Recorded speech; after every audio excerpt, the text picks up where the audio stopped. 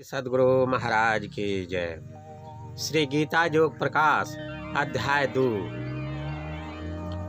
इस अध्याय में विषाद या चिंता से होने वाले नुकसानों का वर्णन, चिंता मुक्त होने का उपायों का वर्णन, सभी लोग कभी न कभी अवश्य मरेंगे, आत्मा की अमरता और स्थिरता का वर्णन, शरीर कितने प्रकार का है, वार्य और अनिवार्य हिंसा का वर्णन, सांख्य ज्ञान का वर्णन, सुख दुख जीवन मरण का यथार्थ चित्रण आदि बातों के बारे में बताया गया है। आइए गुरु महाराज के श्री गीता योग प्रकाश नामक पुस्तक का दूसरा अध्याय का पाठ सुनते हैं। अथ सांख्य योग। इस अध्याय का विषय सांख्य और योगवाद है। भगवान श्री कृष्ण ने कहा, हे अर्जुन, इस विषम समय में यह मोह तुमको कहाँ से आ गया? आर्या श्रेष्ठ पुरुषों के अयोग्य अधोगति को ले जाने वाला तथा अपयशदायक यह मोह तुमको हुआ है। तुम पंडित सदृश बोलते तो हो, परंतु अकरणीय सो करते हो। मेरे और तुम्हारे सहित और जो लोग हैं कभी नहीं थे, वह भविष्य में सब के सब नहीं रहेंगे, सो नहीं है। जैसे शरीरधारी को बाल युवा तथा बुढ़ापा अवस्थाएं आती हैं, उसी भांति उसको दूसरे दूसरे शरीर भी मिलते रहते हैं। सर्वव्यापी तथा सब देहों में देही आत्मा अविनाशी, पुरातन, नित्य, अव्यय, अजन्मा, न मरने वाला और न मारने वाला है। सब शरीरों में शरीरी आत्मा सब प्रकार से अवध्य और अनासी है। जैसे पुराने पुराने वस्त्रों को छोड़ छोड़कर नए नए वस्त्र देह पर पहने जाते हैं, उसी भांति देहधारी पुरानी देह को छोड़कर नई देह धारण करता है।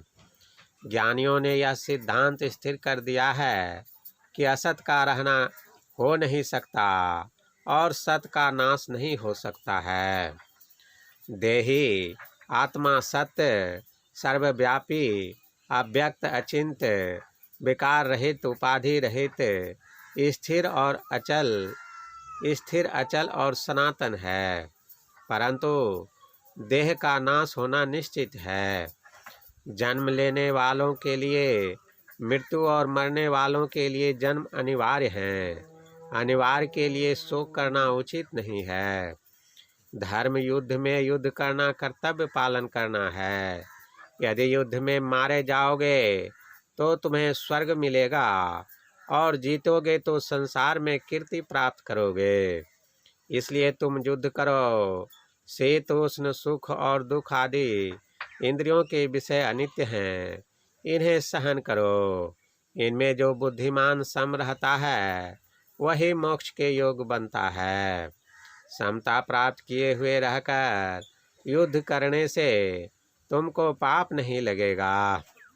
सांख्य ज्ञान द्वारा इस प्रकार अर्जुन को समझाकर भगवान ने पुनः उसे योगवाद के द्वारा निम्नोक्त रीति से समझाया। श्री सदगुरु महाराज की जय। इस वीडियो में इस अध्याय का इतना ही पाठ है। अब टिप्पणी जैसा कुछ गुरु महाराज लाइन दे करके जो लिखे हैं उसका पाठ सुने। 1.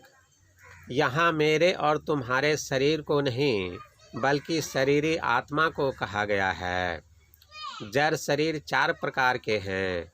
1 स्थूल, 2 सूक्ष्म, 3 लिंग, सूक्ष्म यानी लिंग, 3 कारण और 4 महाकारण। ये एक के अंदर एक लिखित क्रम से हैं। साधारण मृत्यु में केवल स्थूल छूटता है। लिंग के सहित कारण और महाकारण रहते ही हैं।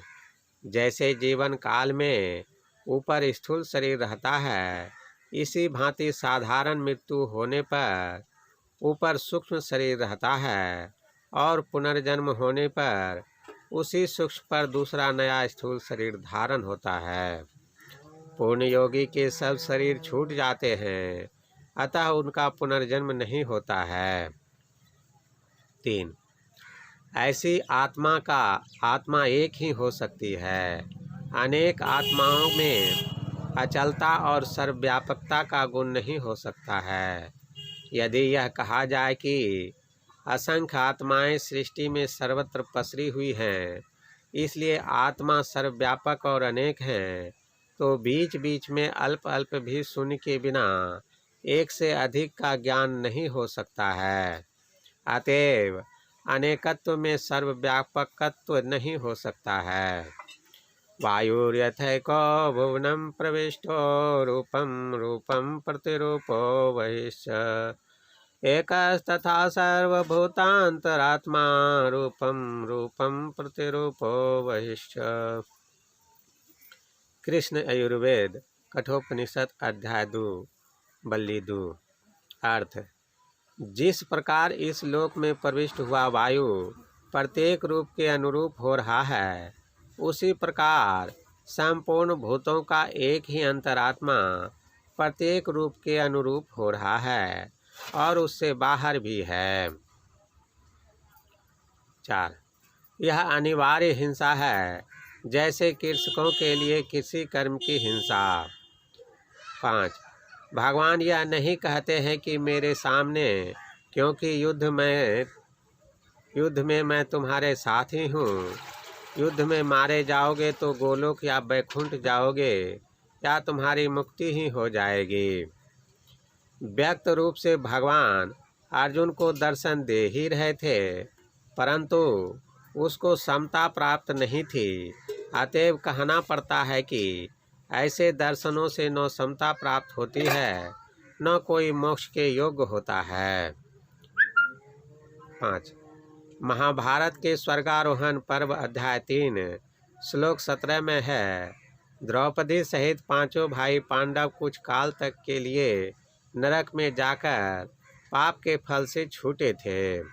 वस्तुतः अर्जुन ने समता प्राप्त किए बिना ही युद्ध अथवा कर्म किया था।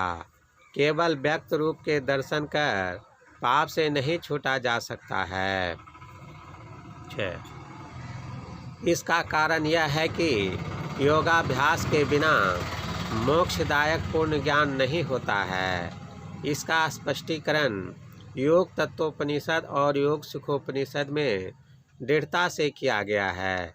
यथा योगहीनम कथम ज्ञानम मोक्षदं भवति ध्रुवम योगो ही ज्ञानहीनस्तु नोक्षमो मोक्ष कर्मणि तस्मात् ज्ञानम च योगम च मुमुक्षुर्निर्मभ्यसेत्। योग तत्वोपनिषद। अर्थ: योगहीन ज्ञान कैसे मोक्षप्रद हो सकता है, अर्थात नहीं हो सकता, यह निश्चित है। ज्ञानहीन योग भी मोक्ष कार्य में समर्थ नहीं हो सकता। अतः मुमुक्षु को चाहिए कि दृढ़ता के साथ ज्ञान और योग दोनों का अभ्यास करे।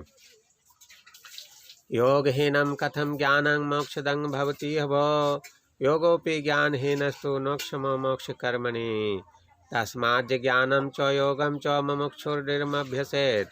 योग सुखोपनिषद। अर्थ: योगहीन ज्ञान मोक्षप्रद भला कैसे हो सकता है, उसी तरह ज्ञान रहित योग भी मोक्ष कार्य में समर्थ नहीं हो सकता। इसलिए ज्ञान और योग दोनों का दृढ़ता के साथ अभ्यास मुमुक्षु को करना चाहिए। और गोस्वामी तुलसीदास जी ने भी कहा है, धर्म ते विरति योग ते ज्ञाना ज्ञान मोक्ष प्रद वेद बखाना। इस अध्याय का शेष भाग दूसरे वीडियो में सुनेंगे।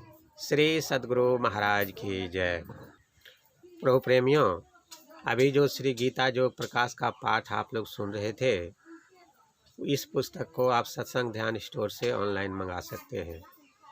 इसका लिंक वीडियो के विवरण में रहता है और गूगल में भी आप सर्च करके इस पुस्तक को मंगा सकते हैं।